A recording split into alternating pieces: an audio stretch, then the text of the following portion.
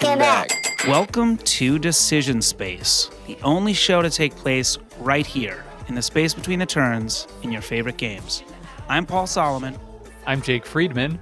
And I'm Pete Wissinger. And this is the podcast about decisions in games. Woo!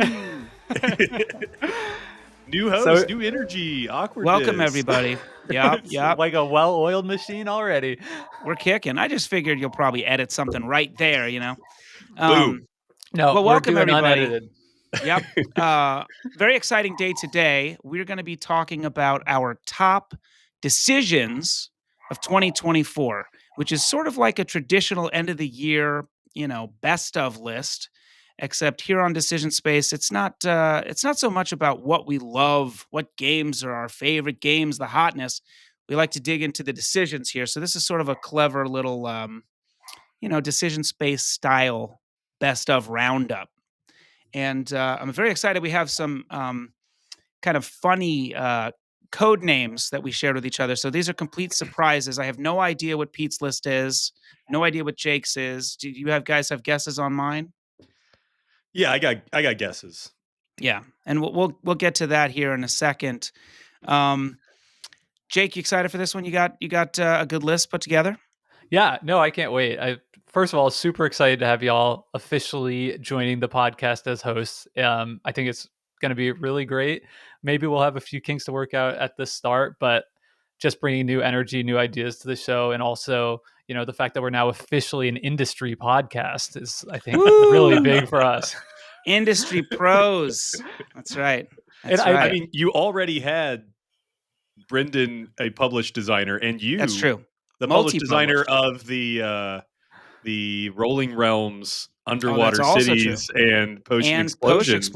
That's right. That's huge. That's right.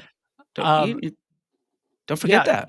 So anyway, super excited to have you guys. And I do think it's going to bring just a bunch of great new perspective to the show. Genuinely appreciate you guys for, joining in a more official, more regular capacity. It's already been a huge help to Brendan and I in the ideation phase, and to finally begin to record some episodes with y'all is going to be awesome. Great. Do we want to check in here at all, Jake? You want to update us on fatherhood? Fatherhood, I am so tired right now. Mm-hmm.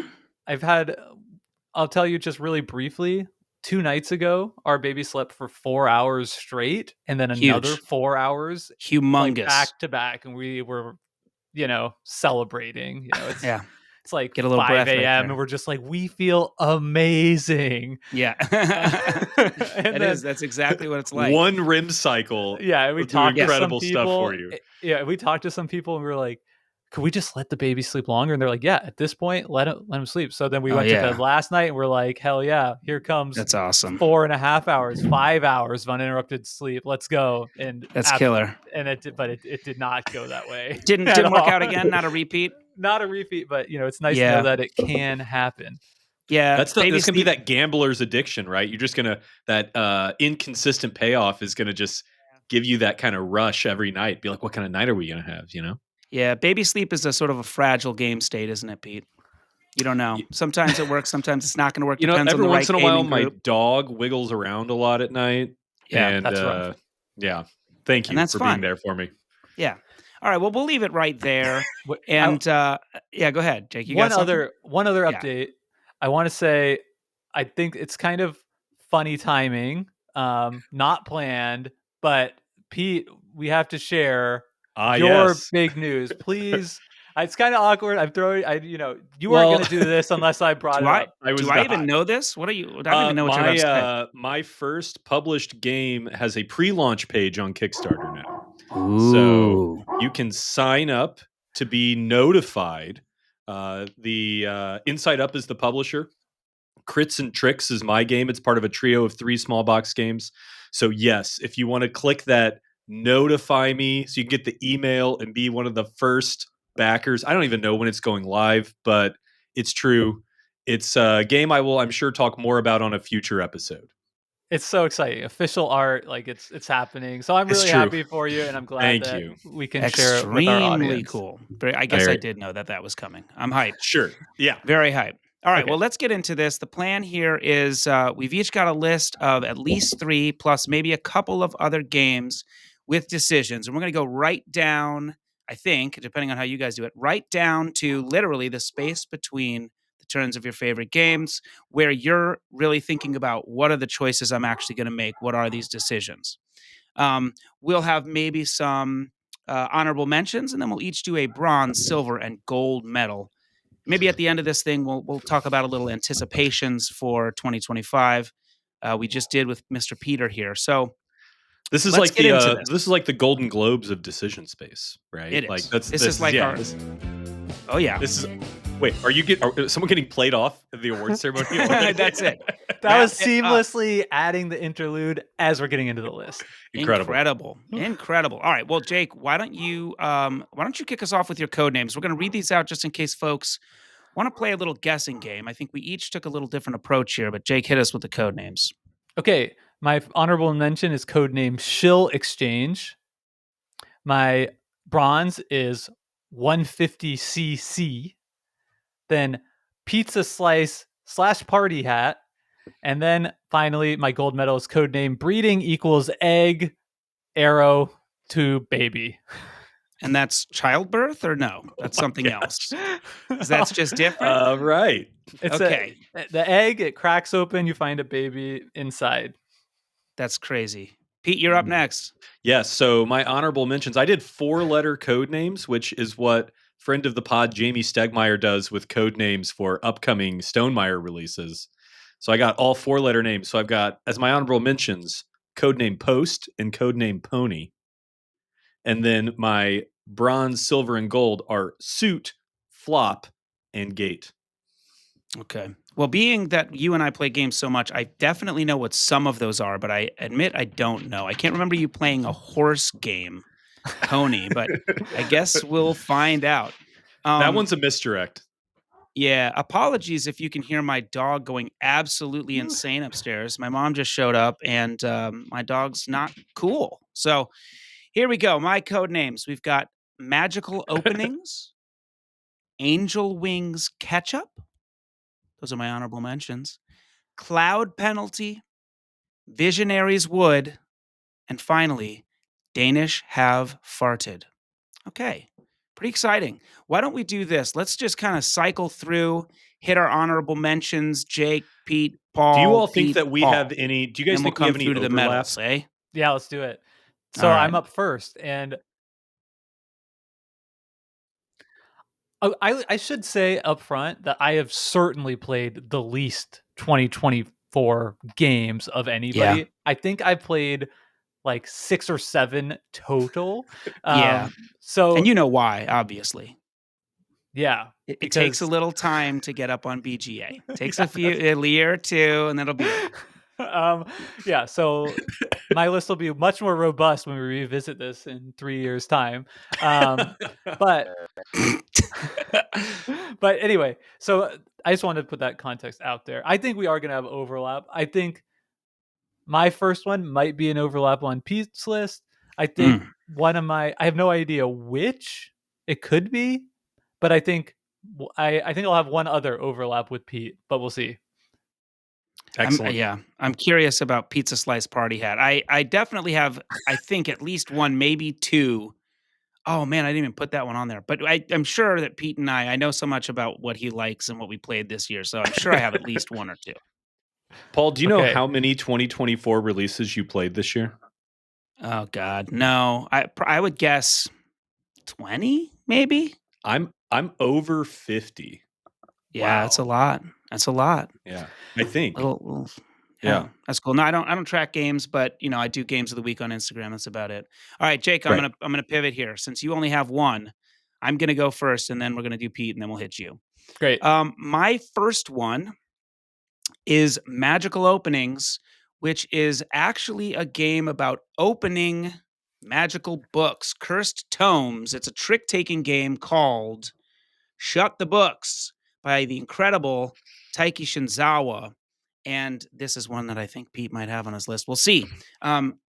Previously released in Japan only, and I am a little biased here. Gamehead, I'm creative director. We're going to release this game in 2025 as No Loose Ends. Peter and I are the developers. And in short, you bid with cards from your hand and you win tricks to cover those up. So if I bid with a 3 of blue, I have to win a trick with a 3 or a blue to cover it up. The bidding decisions are incredibly cool. Which of those I cover up is extremely unique and cool. So that's my first one, Magical Openings, aka Shut the Books. I have nothing to say about that pick right now. Oh. Interesting. Okay. All right, so my first honorable mention then, I'll go on and go for the one that we weren't sure what it could be, which is Pony. Okay. Codename Pony is a reference to a character that you can select in Fellowship of the Ring, the trick-taking game, Bill the Pony. Interesting. Bill, Okay. So Good. I'm glad that I'm not the only one who went with totally impenetrable code names. so Fellowship of the Ring, the trick-taking game. That is, I think, the full title. Sure. Is a new cooperative trick-taking game that actually is technically a 2025 release, but they had copies of it at PAX. So I got to play it last year. It is a cooperative trick-taking game, very much in the style of The Crew, but the unique thing is that you're going through the story of the Fellowship of the Ring novel, and the decision that I love is after you get your hand of cards, depending on what chapter you're on, you're going to pick a character to be for that hand. And every character has their own special condition that needs to be met by the end of the hand. And just that idea, it's kind of like if you played The Crew where you're like picking which quests you think you could complete based on your hand.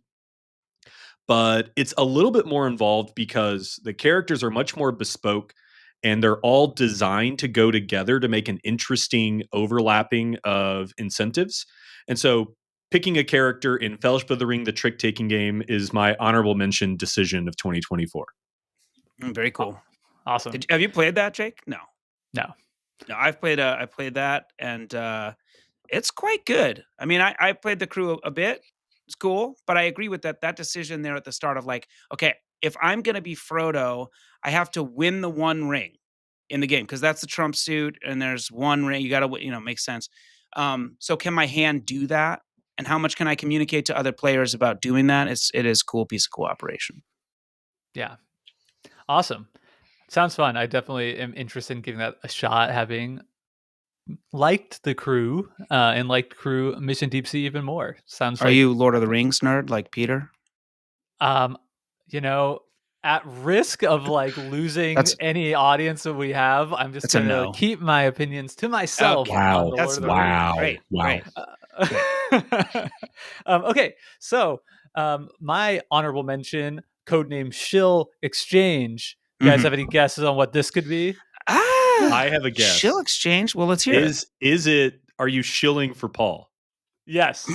You are? For me? Oh, nice. I didn't even pick that up. It is like exchange. It's like swap. Yeah, it's, swapping. I looked up swap on thesaurus.com and I got exchange, you see, and I'm shilling for Paul. Awesome. So this is Stamp Swap, a game I really enjoyed playing a lot this year. It's Paul's game. It's an I cut you choose game.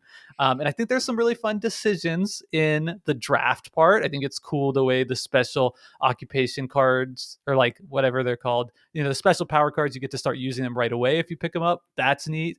But what I've selected as my favorite decision in the game is actually not the I cut or choosing part at all.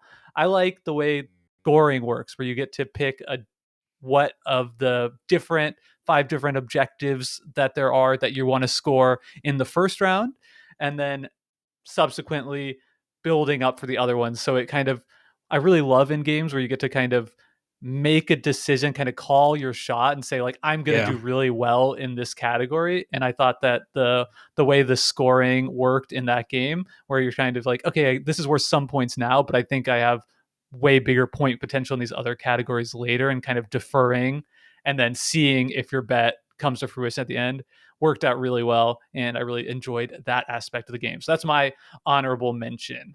Awesome.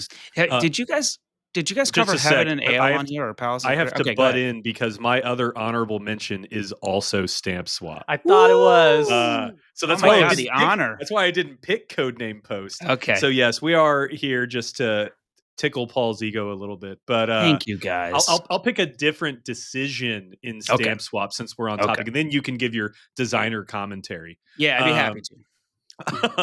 So for me, it actually is the cutting, because the cutting is my favorite part of an I cut you choose game.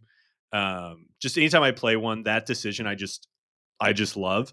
And my favorite decision is where to put face down stamps, because in Stamp Swap, part of the I cut you choose is that some of the things are face down. I know what they are, but the other people don't. And the fake out of like, is this something juicy? And Yeah. I'm, trying to like get you to take it, or it's this sort of like Princess Bride, the cup offered to me is Sure. clearly poison kind of thing. And Clearly, I cannot I choose just the eat one. that stuff up. Yeah. I And eat it up. you can kind of like sneak one of the rare ones through, maybe, or yeah. stick them with some Oh, faded yeah. stamps. Yeah, cool. This is I was so just gonna- good because Yeah, Pete's thank you, guys. picking the most interactive part of the game. I'm picking Right. the least interactive part of the game. This is why it's so Perfect. great that we're having new perspectives on this show. Exactly. Thank you. And I feel incredibly honored to be mentioned. Thank you. On the scoring, though, Jake, did you guys cover Palaces of Carrera or Heaven and Ale on the show? I can't remember. We have done Palaces of Carrera a long time Yeah. ago. So both of those games feature this sort of like, when do I want to score that thing? Because it's now and then never, right? It's now and then never. So anyway, thanks, guys. Appreciate it. Let me get to my next one here. We're going to hit them with Codename Angel Wings Ketchup. Now, let's see if Pete can figure this one out. Because every time a bell rings, an angel gets its wings. Isn't that correct? I've never seen that movie. Yes. So, that Peter, is- do you know? We can confirm. Bells and ketchup? Bell's ketchup. All right, he can't get it. Sorry. What a dweeb. It's Dro Polter from Oink Oh my Games. gosh. This is an incredible dexterity game. You have, and for the people looking on YouTube or wherever, you have the exact same set of 5 items in your hand, and you flip over a card that tells you exactly what to drop out of your hand. And with that one hand, little palm dexterity, you drop that as fast as you can. Whoever does it first gets a point. But here is the genius of this game. When you score a point, you get a bell. You can maybe just hear that bell. And that bell goes into your hand. And if you drop that bell, you lose that point. It is a race to 5 points. So as the game goes, you've got more and more bells in your hand. And here's the decision.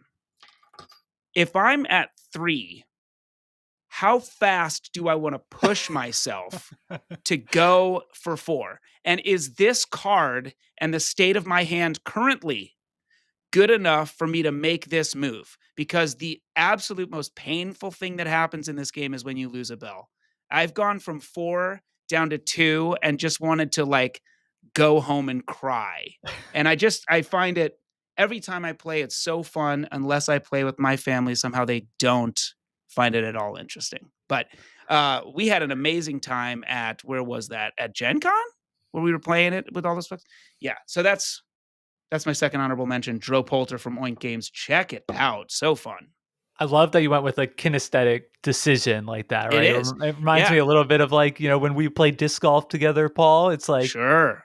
you don't really, the decision, Right. am I going to throw this disc as hard as I possibly can? Like probably Or you death shouldn't. bugs, right? Yeah. If I'm on hole 6 at Wilmot and there's a water right behind the basket, am I actually going to try this birdie putt, or I'll just put it up there and take the 3 because there's OB or whatever? Yeah. Yeah. Great, that's fun, right there. lot of fun decisions we had in that space. So awesome to have that mentioned here. Fabulous. And that is our honorable mention. So it's time to get to the bronze medals. Why don't we start it back with Jake Friedman? Great. So this one is Codename 150cc. Any guesses? Excite Bike. It's a racing game. Mario Kart. Yeah. Okay. So the CC is crucial clue because this game is Castle Combo. CC. It's also it's fast. You play. It plays fast. Okay, right? it's fast. Okay, I'm with you. All right, All right. cool. All right. There was something there. Never Not a lot. gonna get that, but okay, yeah. Not a lot, but something there. So I've talked a lot about Castle Combo on this podcast before. We did sort of a mini review of it. Very short little tableau building game where you're just collecting 9 cards over the course of the game and scoring them at the end of the game. What I love, the decision that gets my bronze medal for best decision of the year, is that this game presents you like just the perfect amount of information. So there's 2 rows of 3 cards. So you have 6 cards options of what to take. And that's a really fun decision, but the designers add just a little extra twist, something special, where you have a second resource. There's money to pay for the icon or for the cards, and then there's also keys, and the keys enable you to spend 1 key to either discard all 3 cards in the row or move the little icon that determines which row you get to draft a card from. And So that's the key decision of the game. that is the key decision. Keys are worth 1 point, so it's just like such a small decision, but I've been playing it a lot on Board Game Arena, as you know, Paul. I've been playing in the arena, and I've just find that the more I play the game, the more interesting I find it. The more I learn the pool, figure out like when to pay a resource and a point to flush a row is really fascinating. And then you can also play the game with your opponent, where I'm going to spend a key to move to a different row to force them to then spend a point to go down to get something they might really want, and like trying to kind of win that battle of getting the right row at the right time on your turn more often. Fascinating for such a little card game. I'm just endlessly impressed with the design. And I think that is the decision that makes it really all stick together as well as it does. Did you play that, Pete? I've not Castle Comboed. No, I've not. Originally called Chateau Combo, which arguably is better. I don't know, but I have also not played it. I think I would like it. I think it's the style of game I would like. The sound of the scoring feels a little Captain Flippy with the positions and the adjacencies and stuff. I just want to interject real quick. You said I've been playing it in the arena, and that's way cooler. Definitely say that instead of Board Game Arena. And then I think it really kind of elevates things. What I meant, that's great. I will say that. What I meant was like I'm playing it in like the competitive mode on there to like go up through the ranks. I think that's fine. Is there something they call the arena on there? Yes, there's like arena mode and casual mode. Casual mode. I play in the arena mode of Race for the Galaxy. Paul. Yeah. And what's your rank right now there? Terrible. Okay, good. Love it. You love to see it. Let's kick it over to Pete. Let's have your bronze medal. Okay, my bronze medal decision is going to go to a decision in, as already mentioned, Taiki Shinzawa's Shut the Books. That is codename Suit, obviously a reference to Suits of Cards, but it also relates to the decision that I'm pulling out here, right? So I knew it was like a trick taker. From the code had to be, right? Now, it's not like a suit wearing game. It's a tailoring game, yeah. Yeah. So the thing about Shut the Books is, first of all, it is Taiki Shinzawa's, I think, best trick-taking game, which is wild for a designer of this caliber to be still putting out absolute bangers like this. Name them, Pete. Name the Shinzawa games. Like, my favorites are Charms, Twinkle Starship, Zimbabwe Trick. Now do the ones Nine people Lives, know. 9 Lives, Ghosts of Christmas. Yes. American Bookshop, Big Top. Paul's a Big Top fan. Anyway, so Paul kind of describes Shut the Books. The core mechanism is that you bid with cards in your hand by laying them in front of you, and you're sort of specifically calling your shots for how you're going to win tricks. Now, the decision in this that is my favorite is when you win a trick and you have multiple choices for which book you want to shut. Like, let's say I win a trick with a blue 4, and I've got 2 blue cards and a red 4 in my bid. I can shut the book with any of those. So I have to make a decision looking at my hand, kind of hedging my bets as to, do I think that I'm not going to win enough blues? It's when you win with a number, you really want to cover up the number because that's kind of like a swag move. It's like, I knew I was going to win with a 4. You didn't think I'd win with a 4. And it's just such a cool decision. And it's one that feels so good when you hit your bid exactly. And so like you can feel your plans crumbling around you in the middle of Oh, a yeah. hand sometimes in a way that is just agonizing. But yeah, Because if obviously you win a trick that's not in your bid, that's bad, that's bad. right? Right. It's not it's not just how many tricks. It's like you have to win 4 tricks in these specific ways. It is extremely cool. I'm Another very time we'll excited for yeah, Gamehead to bring this to yep. more people. Another day we'll get into the details of Peter's conception here and our implementation. It's very cool, but for another time. Fabulous. Well, it looks like I get to go here. My bronze medal goes to Wait, can I guess what it is? yes. Oh, the code name. The code name was Cloud Penalty. I'm going to guess that this is about cities in the sky. Ooh, such a good guess. Not correct, Oh, City but a good Skylines. guess. Nope. It is Confusing Lands. Confusing Lands from designer and graphic designer Zach Eidsvog, who I am actually working with now at Gamehead. He's an awesome dude. And this is a really simple micro game. And it has all these cards. It's one of these like kind of card cover up games where you have a 2x3 grid of squares featuring terrains or icons or whatever.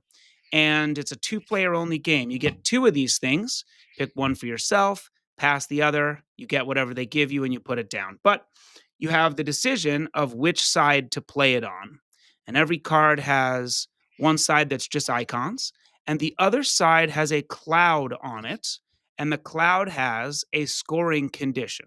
So every round, you can add 2 scoring conditions if you want. And I think you're going to play like, I don't know, not that many rounds. Let's just say 8 or something. So maybe you get 16 cards. So you can do that. And it's sort of similar to a game like Point Salad, where every card has an icon on one side or a scoring objective on the other. And so every turn you get a choice of which to go for. But the twist here, the actual decision I like, is part mechanical. Every cloud scoring objective you have, you score minus 10 points right off the bat. And so in point salad, you can just keep taking them, keep taking them, keep taking them, and it's just sort of like always generous piling up, overlaying your scoring objectives. And here you have a much tougher decision of, is this something I can achieve and can for 10 points at least? And can I achieve it alongside the other ones that I have going on? And then secondarily, like, should I give this to my opponent to potentially score? But the minus 10 that they chose to put on there, I find just really interesting. It's really fast, it plays solo, and it is my bronze medal decision of the year. Confusing Lands by Zach Eidsvog. That sounds awesome. I think I'd really like to try that one. So just so I can understand, and for the Yeah. people who don't get the visual aid, you can flip the card over. So like one side has Yeah. the scoring objective and one Exactly. side doesn't. So that's the key decision. Like awesome. wow. Love that. Look at that. Wow. Good. It's on mute. Unbelievable. On Oh mute, my, and I still just get an alarm. amateur. I'll get better, guys. I'll get better. Crazy. Okay, great. So is it back to Awesome. me? I think it kicks back to you. Yeah. So that was our bronze medals. Congratulations to all the bronze medal winners. Your national anthem is not going to play, you know. But I think I speak for all of us when I say if you want to throw bronze for the 2024 best decision space, that best up there. decision of the year, put it on your box, put it on Put your it up there. website. That's Yeah, fine absolutely. with us. Put that You're not medal even on going to there. charge a license fee. They can just do it. No, yeah.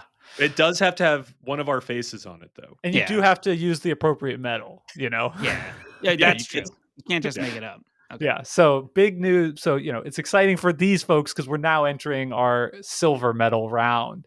And mine is going to Codename Pizza Slice Party Hat. Anyone? This is one I think you might have on your list. I'm gonna get it's not. I don't think it's on my list. I doubt. Is this a party game? I think so. Yeah. Is it a memory game? It is. Oh, Paul knows what it is. Wow, now I know what it is. Yeah, this is Wilmot's Warehouse. Yeah, exactly. What a game! Oh my gosh. So Wilmot's Warehouse is an incredibly inventive, fun game from the folks over at CMYK Games.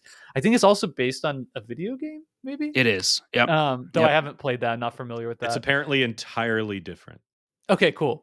It is a warehouse. And I it's can tell you that. similar art style. Yeah. Similar name. We Yeah. could say that for certain. So the way this game works is it's a cooperative memory game where people will draw a tile that has like a really fun kind of geometric Yeah. styled illustration on it and put it somewhere on the board, and then you're collectively telling a story about what that tile is and how it relates to the other tiles that you've previously drawn. Hence, you might have a triangle that could be a pizza slice, but it could Mm. also be a party hat. Hence, And codename that pizza baby's slice going party hat. face down on this board. And then it goes face down. There are some like extra wrinkles each round. The game will throw something at you, like maybe this round I don't know. I can't remember what they are. Like you Mm-hmm. We have had to- one. We had one last 2 nights ago where when you looked at it, you had to keep your thumb over the picture, so part of the picture was obscured. And that So actually really mattered at the end of the game. We Because at the messed end of up the one game, you have tile. to like basically recall what everything was. And we're like, well, what's the sun? I don't see it. And it's because we had covered this We circle. thought it was a and so we were star. all confused. Yeah. Yeah. So anyway, super fun game. The game it reminds me the most of, to kind of give folks listening the sense of if this might be for them or not, is The Mind, in the sense that it's almost not really a game in a traditional sense. It feels more like a fun party trick. It's kind of like a magic trick that you can show to folks. I would always want to play this with like a different group of people and play it with different people just so they can kind of get that first experience and get that magical moment where the story that you've told turns out it does an incredible job in helping you to kind of remember where each of these tiles is placed face down. So my favorite decision in this game is just that, where you get to pick what your tile represents and kind of do this collective storytelling together. You get to be fun, inventive, funny. It's a totally different type of thinking and different type of decision making than we normally talk about on this podcast, which is why I'm so thrilled to be able to shout it out as one of my absolute favorite decisions from any game I played last year, whether it was a 2024 or not release. Just an awesome game. It's totally fun experience. And I love telling that story. It is so unique and almost hard to describe. When we played it the other day, we had this whole story. Like your first tile, it was not clear what it was, and we were like, "That's hippo teeth," and that was right in the middle. And then you pull another one, and you're like, "That's a helmet." And so our whole story revolved around a hippo in a World War I trench and what was happening there. And I'm sure Pete will tell us about a story or two that he's done, but there's these huge memorable stories of like the whole, I don't know, how long's the game? 30 minutes. You know everything that was in that image. It's just very, very cool. Yeah, I was just going to say, I've played it 3 times, and I still remember almost every detail of every story that has been told every time I've played it. Like, it's that crazy. And like, the first thing I always tell people when we play it is like, what we're going to do in this game is we're going to put 35 pictures face down on this board, and at the end, you're going to remember what every one of those pictures is. And people are like, no way, I won't. And then, of course, everybody does, because you've told this ridiculous story, and as a memory device you continue retelling yourselves the whole story as you play, and it just the funny parts get funnier as you play it too. And so it's great. You build this little collaborative like memory palace, which is very, very cool. I think that's a technical term, memory palace. All right, Pete, looks like you're up for your silver award. Yeah, you all will never guess which game codename Flop is. I believe I know that one. Jake, you know that one? No, I don't know anything. He doesn't know it. It's The Gang. It's The Gang, the best card game of 2024. I need to play this. So the Gang is literally as simple as it's co-op poker. It's one hand. That's all it is. It is co-op Texas Hold'em poker. Yeah. Which, I don't know. I played poker in college some, and I like poker, but I don't like losing money. So, I haven't really played a lot of poker as an adult. I guess that happened a lot for you. You were sort of like not that good at it. Yeah, I wasn't that good. Right.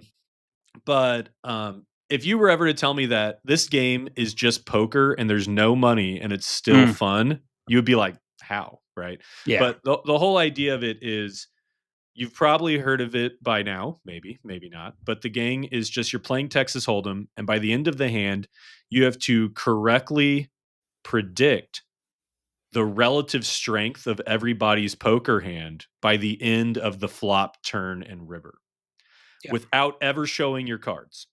And so my favorite decision of the game is really the core mechanic of the game, which after you look at your 2 pocket cards, you're then going to grab a chip that indicates whether you think you have the strongest, second strongest, third strongest, whatever hand. And you're not supposed to talk, and you just grab the chip, and you can take a chip from someone else and be like, mm-mm. And like, that's mine. Yeah. And like, you Yeah. do this whole like nonverbal dance thing that is very reminiscent of something like The Mind. Mhm.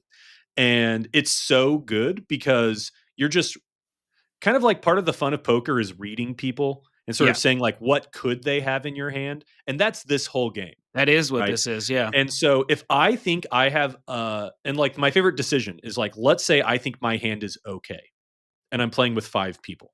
What chip do I grab? Mhm. Do I grab the 3? Do I grab the 2? Like, there's so much nonverbal jostling, and then every time a new like card is revealed into the river, into the flop, you then have all the information of what everyone grabbed before by how strong they Yeah. thought their hand was. Like, oh, Jake thought his hand was bad, and then a 2, a 3, and a 5 came up, and now he's grabbing the high chip, which means, Yeah. He's probably got that he's straight, right? probably got that straight, right? And so it is that decision of what chip to grab, especially when you're not sure. Like, when you know your Mhm. hand sucks or you know your hand is amazing, the decision is like obvious. But it's when you're in that fuzzy middle area that you really have to read each other and get in each other's Yeah. heads, and it's great. Because if you're So, playing 5 players, we don't just have to know who's gonna win and lose. We need the exact order of the 5 hands, and so those and you middling could hands have get very tough. 3 people who just have high card, Right. and you're just trying to figure out, you know, Yeah. that. And so it's great. It's so good. What is going on? I Yeah, can't It'd be funny imagine if- why that's I'm happening. just going to start calling Paul while we're recording. Yeah, comment. just to Well, mess the with him. thing's muted. It's muted. So, all right. Anyway, big apologies. Don't worry about that. I want to start play to have that like a so bad. yeah. Yeah, That Jake. sounds super fun. Is it like, are there moments, I mean, as you're describing it, where it's like 2 people both go for like best hand, and then it's like, whoa. Yep. And And you're then like, also you're just going like, right. Yeah. And you might have that one. You might have the one, and then I just take it from you, and I say, Yeah. right? Yeah. It is extremely cool. Yeah, the I gotta game, try that. for sure. There's also other things in it, not decisions, but there's like sort of catch up mechanisms for Yeah. you or not the AI, but the house, let's say. And it's just really neat. Basically, Really if you cool. win a hand, the next hand is harder. And if you Yeah. lose a hand, the next hand is easier. Because what the game is trying to do is to get you to that 5th hand, either Yep. way, right? Because your goal is to win 3 hands before you lose 3 hands. And the game is intentionally adjusting the difficulty so it goes for a full 5 hands. Nice. I've always had it play 5 as well. It's Yeah. really, really good. All right, cool. Well, I'm on codename Visionaries Wood. Guess is here. Visionaries Wood. Visionaries Wood. Now I spelled wood WOULD, but actually it's WOOD. The Visionaries are those in Skyrise. I was thinking, like, I'm Skyrise. just gonna say Skyrise for all of yours. Because I you know should've- I'm gonna do it Yeah, somewhere in yeah. there, and these people you play as a visionary of the future, and I said wood here because my copy has the wooden pieces, not the plastic. But I See, actually people prefer that. listening at home might not have got that. That's why, yeah. And Wow. I just the decision in this that I really want to highlight is whether or not you get the wood copy or the Yeah. plastic. Now, okay. So for those that don't know, Skyrise is actually a re-implementation or a, I don't know, re-release update of an old game called Metropolis, maybe? And it's a little hard to describe. It is a spatial auction, I think is the best way you could say it. You have a set of buildings in 3 different heights with numbers on them. And there's a board with districts and things of different colors. And you're trying to complete some objectives by getting your buildings in places you want. Okay.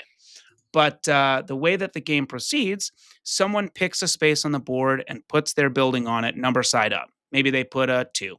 And then someone to continue that has to raise the price by playing a higher number onto an adjacent space. So essentially, that first one says, I'm willing to pay 2 for this. And then the next person says, I'm willing to pay 12 for this space. Of course, then opening up more adjacent spaces for players to play.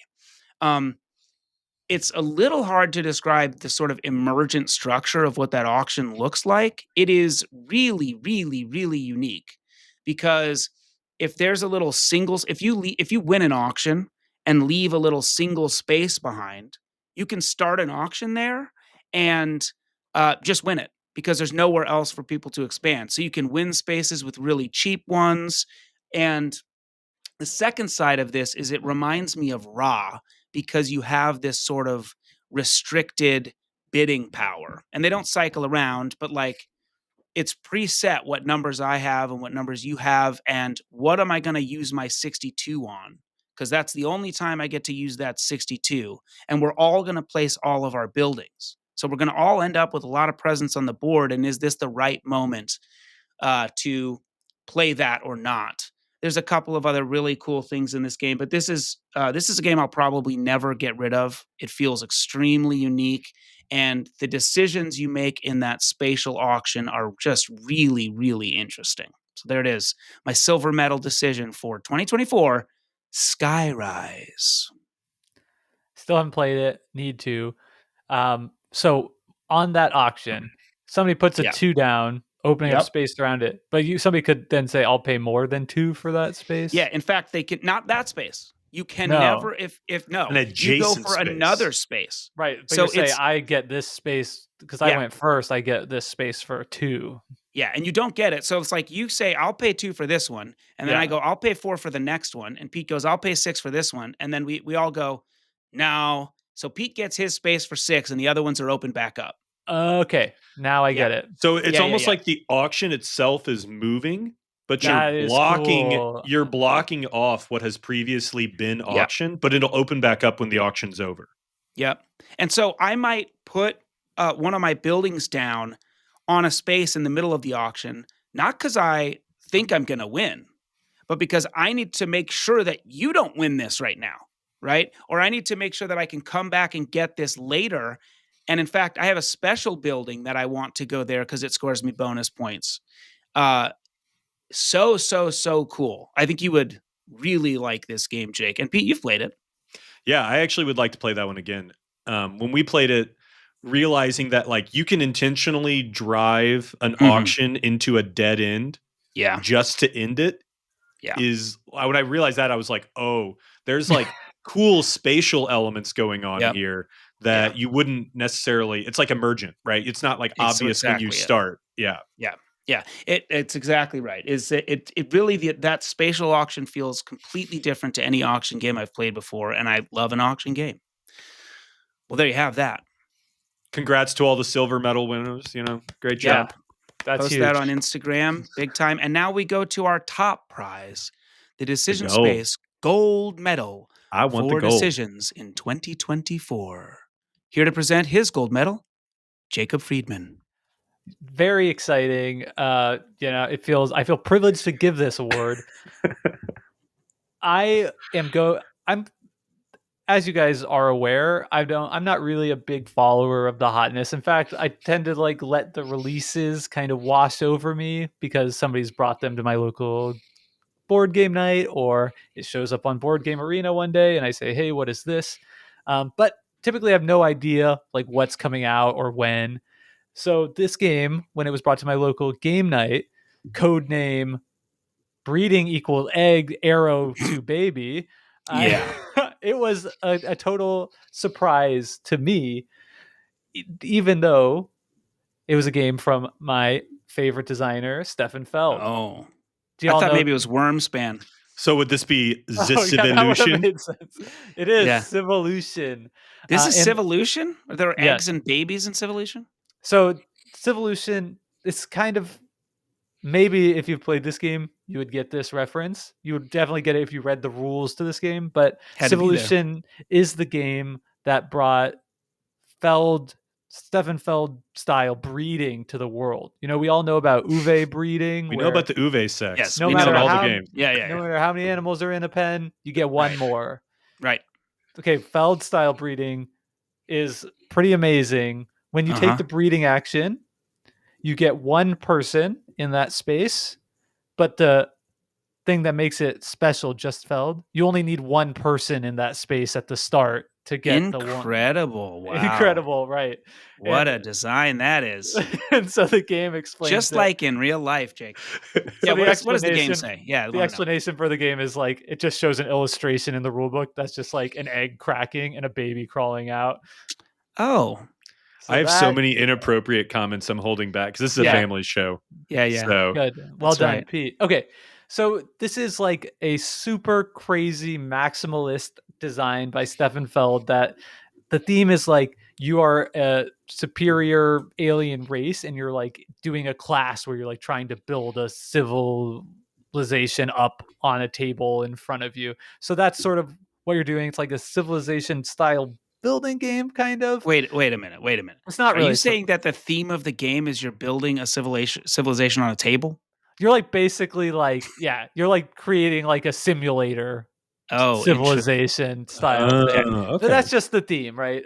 What Sure. the game has, and why I like it, is it has like the most interesting maximalist worker placement dice placement action selection mechanism. That's something I really love in games generally.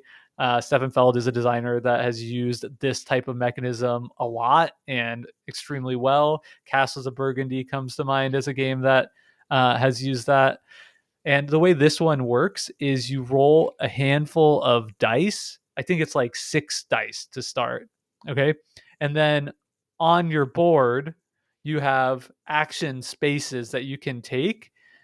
And the way you can take an action space is you have to combine 2 dice pips. So if I use a 1 and a 1, then I can take the action in the 1-1 spot. And there's a little unique grid, huh? action for every single combination, all the way up to 6-6. So there's a ridiculous number of actions. That to number is learn. 36. 36. Can we even count that high? I don't Not know. me, no. Listen, Paul's a math teacher, so we're Yeah. gonna trust him on this one. Yep. Yeah. But Paul, it's actually an astronomically more number Oh. than that, because each action can be upgraded twice. So there's 3 times 36, which You we can't do that certainly math, wouldn't Paul. be able to know just No, off the top plus of our you head. get into the combos, yeah. Yeah. So anyway, this game was a surprise to me when it showed up. My friend had it. I was really eager to try it, and the action selection is just incredibly fascinating. All the actions are unique, very interesting, and trying to parcel out your dice, because of course if you used a 1 over here, then I'm not going to be able to use it for the 1-5 action that maybe I want to take later on in the Yeah. round. It was a novel action selection mechanism to me, done, I think, incredibly well, incredibly interesting by a great designer, and I loved it. It's a game that is kind of just like wormed its way into my brain. We played it twice back to back on like 2 different my nights. goodness. On Oh, 2 okay. different nights. It's a bigger Okay. it's a bigger Yeah. game. Yeah. And I definitely liked it the most of everybody. By the end of that, there were people in the group that were like, I'm out on this one, not for me at all. So definitely not a game for everyone. Just a big, really heavy dice placement style game. But if you like that mechanism, this is kind of like, it feels like the biggest version of that I've ever Yeah. seen in the I hobby. cannot imagine a game that is more suited to be a hit for you. It's Yeah. got this like dice selection, like Castles of Burgundy thing happening of like, how am I going to use my dice? And then it's got this like Feast for Odin gigantic buffet of actions. And then it's got Feld on it. And so it's like just obvious that you're going to love that thing.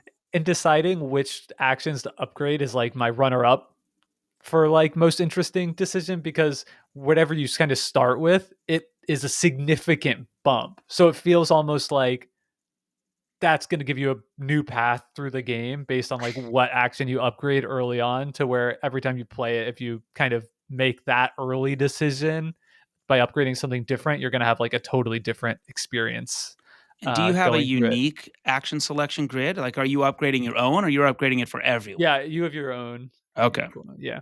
Yeah. I just have to say, Jake, you've proven just how not Cult of the New you are when you said you were surprised by a big box release from your favorite designer. I know. Is that what you meant? You didn't even know the game existed? I mean, maybe it like came across my radar like at some point, but Oh yeah, my goodness. when Tyler from the Laughing Table Friends was like, "Does anybody want to play Civolution?" It's like a new civilization building game from Stefan Feld. I was like, "Yes, I would like to play that. What is it?" Yeah. Yeah. Yeah, I think that makes sense. Yeah. That's good. Well done. Congratulations, Stefan Feld. I don't think you've ever Yeah. won a game award before, and He's so gonna this is wanna pretty put big this on for his you. Yeah. put it I on the like what I BGG like. page. Yep. That's I'm true. not going to make any apologies. I think it's a well-deserving gold medalist, and I'm very eager to hear what Pete has selected for his Listen, gold medal award. I'm not going to pretend like you all don't know exactly what I know game this must be. exactly I what this is. almost just made the code name Arcs. Just Yeah. Yeah. So codename Gate. Civilation. Surprising everyone. Also Civolution. Also Civolution. No, it is, of course, the game that people can't stop talking about. It's, I think, been on the BGG hotness list since, it was announced. And this is Arcs from Leader Games and designer Cole Worley. And I am going to cheat and pick two decisions that are related to the same mechanism in the game. Okay. I'll allow it. Yeah. So it's okay. So the mechanism is having initiative in the game. So in this game, you're playing a trick taking inspired card game for the turn order and action selection mechanism. Having initiative in Arcs means that you are leading the trick. And I just find the card system so good in this game and just so fun. And the two decisions I love for the initiative. The first one is the mechanism of seizing the initiative. So it does this really awesome thing in the trick taking game where you can trash a card from your hand to basically say, I win this trick, so that I will have the initiative at the start of the next trick. And it's a really cool thing because it actually gives you a ton of agency. Because let's say I just have all bad cards in my hand, I can still take the lead if I'm willing to trash a card, which of course means I'm not going to be a part of the last trick if I do that. Yep. You may say, well, why would you do that? And that brings me to my second decision, which is that when you have the initiative, you can declare an ambition, meaning I'm going to declare what one of the scoring criteria will be at the end of this hand. And it's so good because the players are in complete control of how points are scored. You can kind of see what other people are going for. And the other thing is that you're limited by the cards in your hand as to which ambitions you can even declare.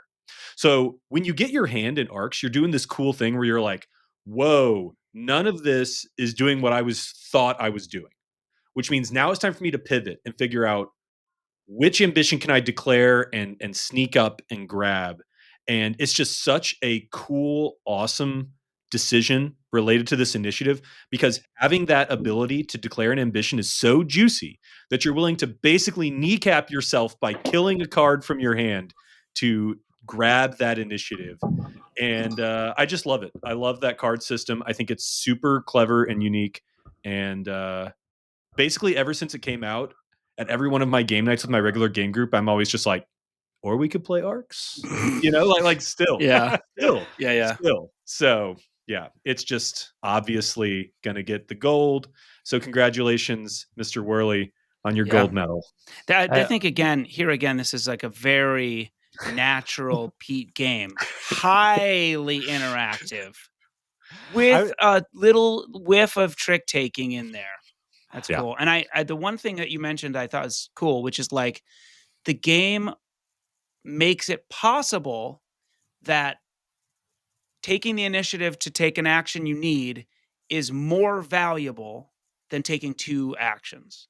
And that's really important for that game. Is like you've talked a little bit in our conversations about overbalanced games or like too smooth games. This definitely makes for these big swingy moments where I need to do this and I'll sacrifice a lot to do it. Yep. Very cool. Arcs. I mean, some people have stopped talking about arcs. I'm one of them, but I think it's currently I sitting get at it. number 4 on the BGG hotness. Just Great. saying, like That's people awesome. It's people hot. still excited. It's hot. Yep, It's hot. for People. sure. It's hot. Well, congratulations to Cole Worley.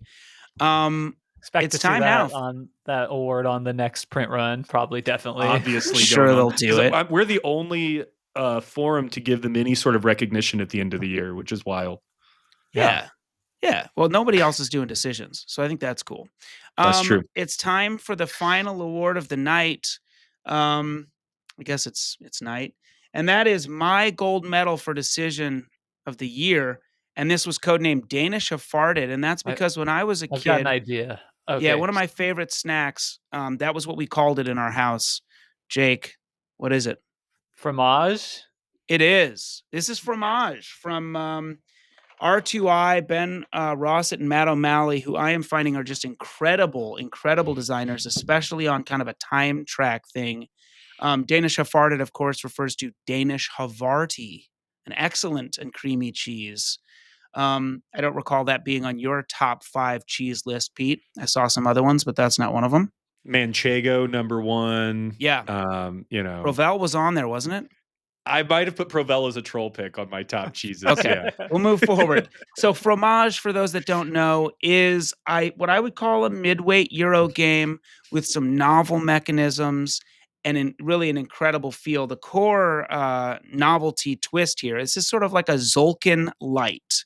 If you know Zolkin, you put these workers on the wheels and they ride up these wheels, and the longer they ride, the better the actions are until you can get those workers back.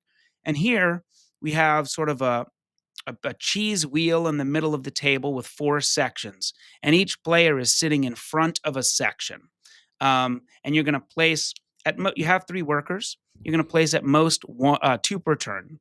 In the center of this board, there are 4 resources you can collect, and they all do different things. There's livestock, and there's wood or some buildings, and then there's fruit, and finally cards, which are orders.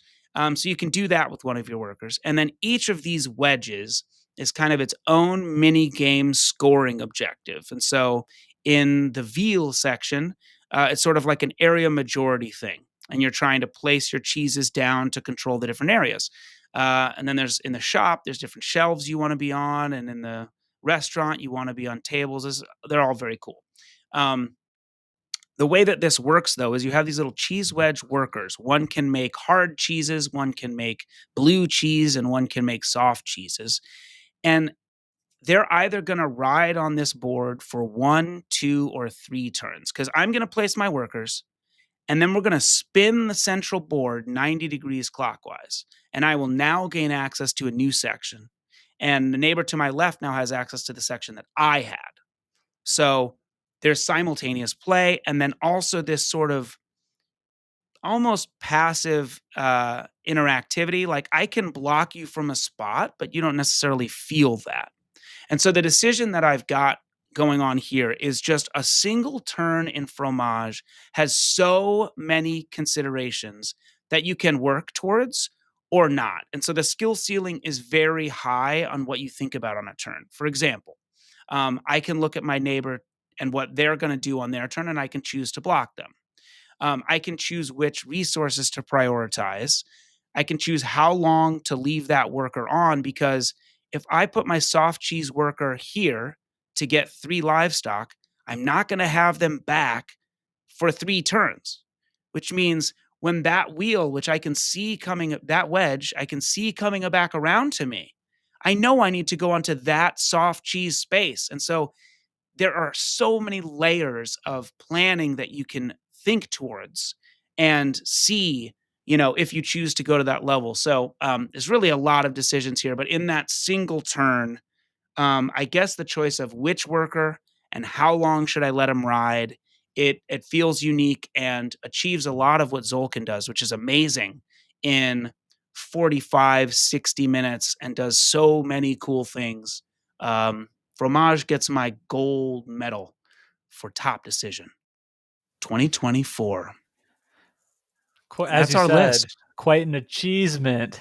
Oh, baby. He's got the Ooh. dad jokes going, and he's only a little bit of time in here. Well done, well done. Well, Yeah, Yeah, that's fabulous. exciting. I have to say that like worker system where you're like, how long can I go without this worker? The one time I played it, I was like, this is really cool. I also felt like I was not smart enough to really fully pay attention to all the different contests I was trying to do. So, like you said, high skill ceiling, Yeah, for sure. Like that first time you play it is just a taste of what this game can do. another You have pun. no idea how to do it Right. well your first time. And to give an example of how this is my style of design and not Pete's, is that there is a high skill ceiling, but also a balance scheme. And to get into the details, I mean, this is really worth a deep dive to get into the details of how the balance works and the decisions. Um, where we can play and you won't feel like you were decimated, but my skill level can create an opportunity for me to pull something off that squeaks it out. And I like games that are close, but my insights kind of squeak it out for me. So there you have it. Any sort of culminating thoughts here on the decisions of 2024? Are there any trends we've seen? And I what kind of what kind of decisions games are giving us now?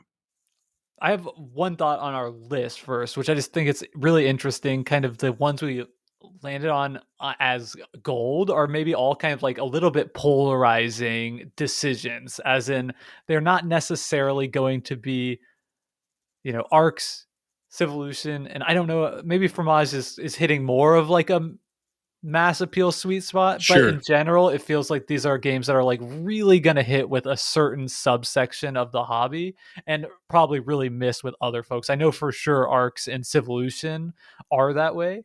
So I just think, if you listen to that and kind of heard about these decisions, you probably will know whether or not these are games for you right away.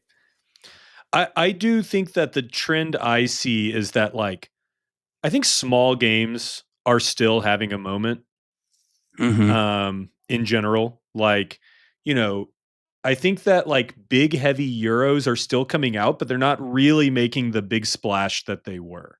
That's just my perception. I could be wrong, but No, I I think totally I think agree. that's sort of yeah, I think that's sort of true, and it's interesting because a small box game can be big and sell just a ton of copies, but a big box game might make that, like BGG, we think of the hot games on BGG, the expensive ones or the deep ones, and that is just such a teeny little fraction of what board gaming is going on, and every little section has its own focus. But yeah, I don't know. I wasn't sure I could find any specific trends or mechanisms in the decisions, but boy, I thought it was an amazing amazing year for games, and I'm really, really excited. We're getting close on time here, but why don't we take just a little time to talk about what's coming up in 2025? Not for the pod, because you sort of wrapped that up a little while ago, but any anticipations that you've got going on. Jake, you have a code name here, going back to Guatemala. Yeah. So I already mentioned I don't know too much about what's coming out except for by these gentlemen that I'm podcasting with. But one thing I did hear through the grapevine is that a T-Call Legends is coming out. T-Call is a game that Ooh. I really enjoy. I know my friend Jared, friend of the pod, is has it on Kickstarter. And so I'm like, cool, Wow. dude, when that comes in, I'm gonna Yeah. play it. Yeah. Awesome. so I'll just run through mine real quick as far as like things I'm looking out for in the upcoming year. Um, I've got some code names here. Codename Yep. More refers to a compendium of trick taking games called Zoo and More, put together by Paul and I's friend Taylor Reiner, which is a really cool. He basically made a bunch of standard deck trick taking and climbing shedding games, and then essentially put together a box that comes with 4 standard decks of cards. But it's actually more than that. It's like very weird, very inside baseball. Mhm. Um, I've got 2 historical games, codename Road, which refers to the Cross Bronx Expressway, which is sort of Ooh. like a little coin game about the building of the Cross Bronx Expressway that I've been following for a couple years, where one player plays the capitalists, one player plays the government, one player plays the community, and all of them have different interests in the building of the Cross Bronx Expressway. You're kidding me. Is this from the hegemonic games? Is it those folks? No, this is a GMT.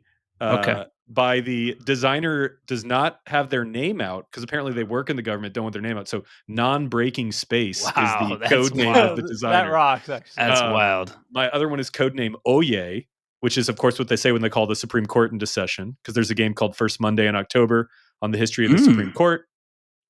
A co-op game that I have codenamed Deck, which is Eternal Decks, which is by the designer of Trick Takers. His name is Hirokin. It is a low communication cooperative card game. And then my last one is called Codename King, which is a game on Kickstarter last year.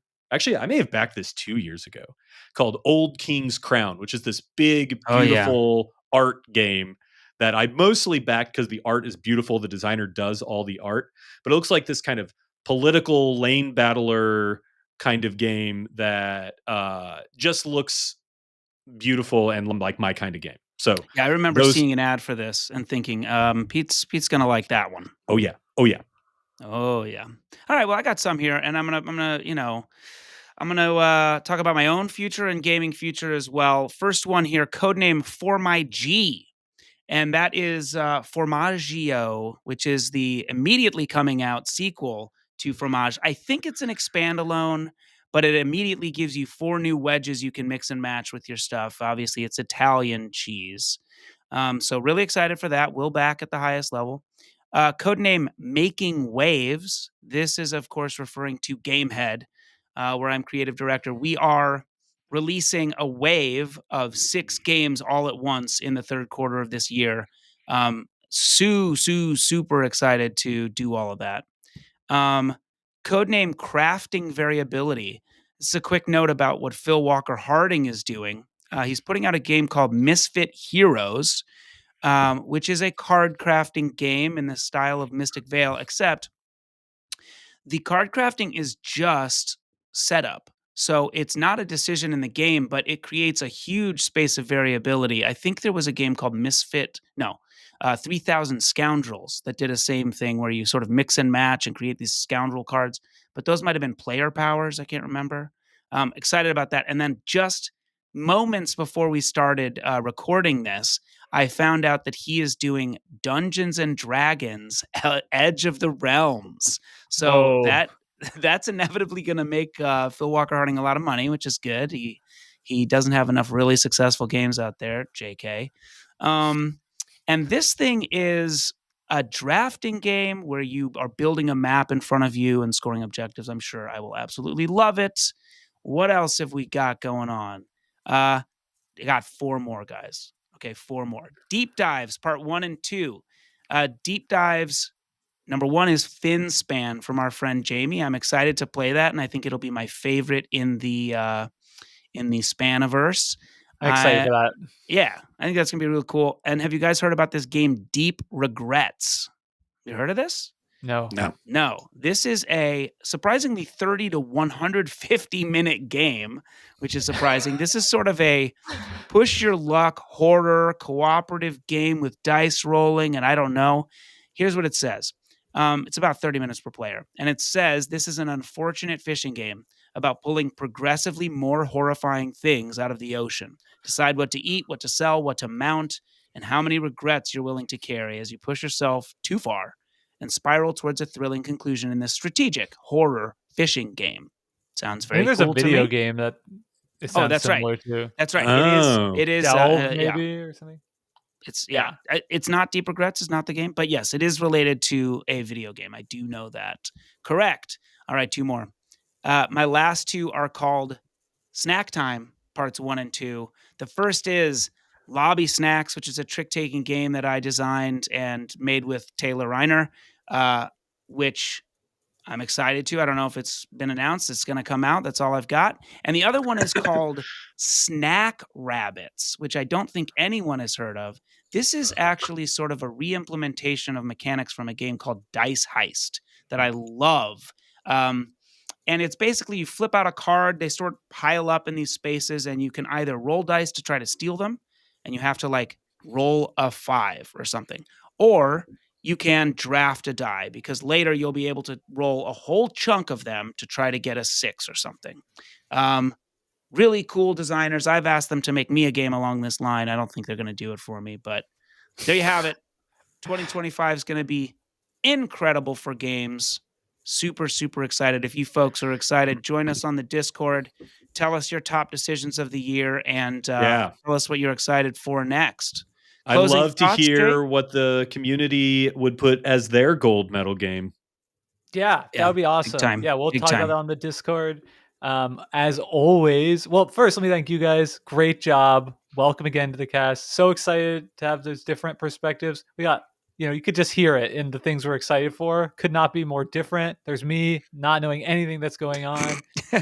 There's like some coin game about the Bronx, and then Paul is like designing and publishing games all on his own. So it's going to be really exciting to continue those conversations. Can't wait to hear more about all those things, and hopefully y'all listening along will enjoy those conversations too. So until next week, we should thank Hembry for our intro and outro song, Reach Out, and see y'all next time. Adios. Bye, everybody. Close enough.